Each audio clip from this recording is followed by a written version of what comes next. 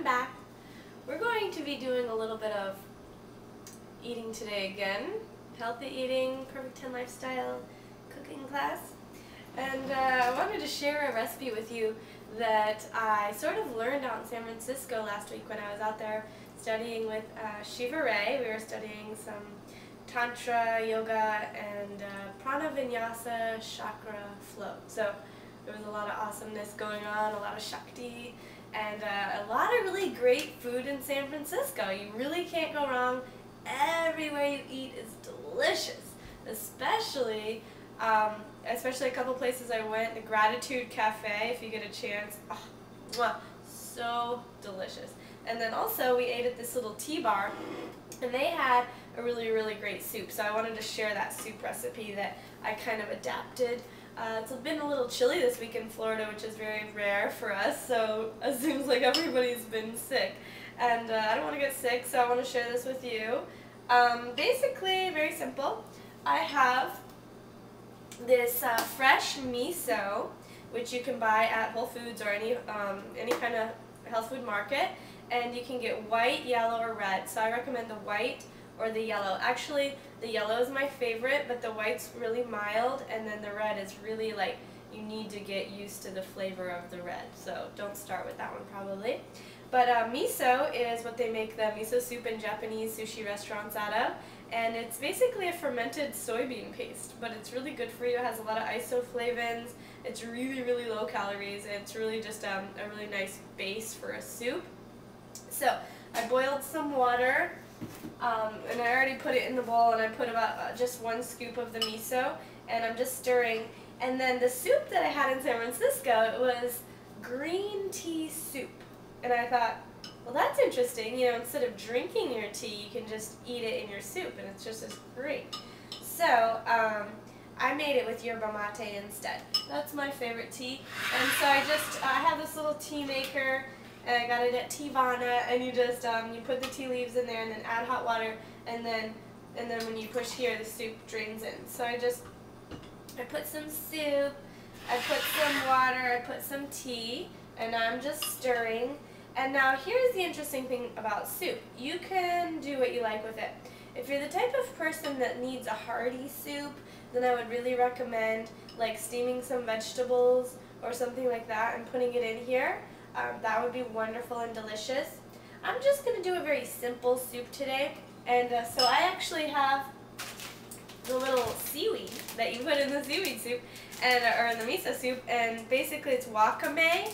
And it starts out, this is from Japan, and it starts out these little flakes are dried, and then you put them in, so you can put in like a little handful. This bag right here is enough for like 30 bowls of soup, so you just need a little bit. And the great thing about this, it has lots of iodine. It's really good for your blood circulation and all of that, which all seaweed is just phenomenal for, and you don't really get iodine from very many other sources. So don't overdo it, but definitely include it.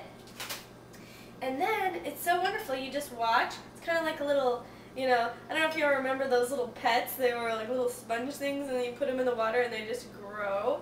That's kind of what these little seaweeds do. So you'll notice in a minute they'll all be like alive again. So they rehydrate and they become alive and edible and really delicious and flavorful. So this soup today, I'm just going to do basically that. Another thing I like to add, which I think I'm going to put, is some fresh sprouts. Now some people think that's a little bit weird, and it actually cools the soup down a lot, so if you like your soup nice and hot, then don't do it. But it adds a really interesting freshness, and it's like mixing soup with salad.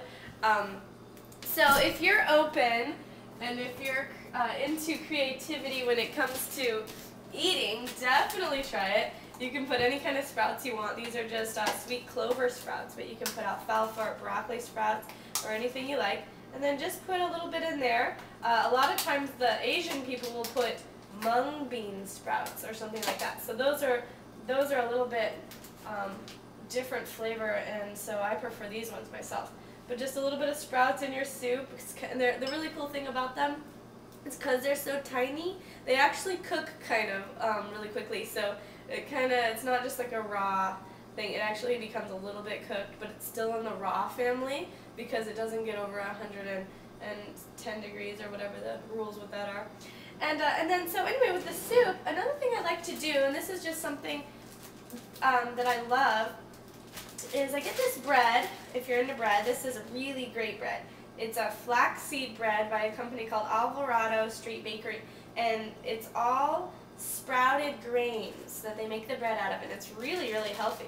Like this bread has, for one slice, 50 calories, 7 carbs, 1.5 fiber, and 4 protein.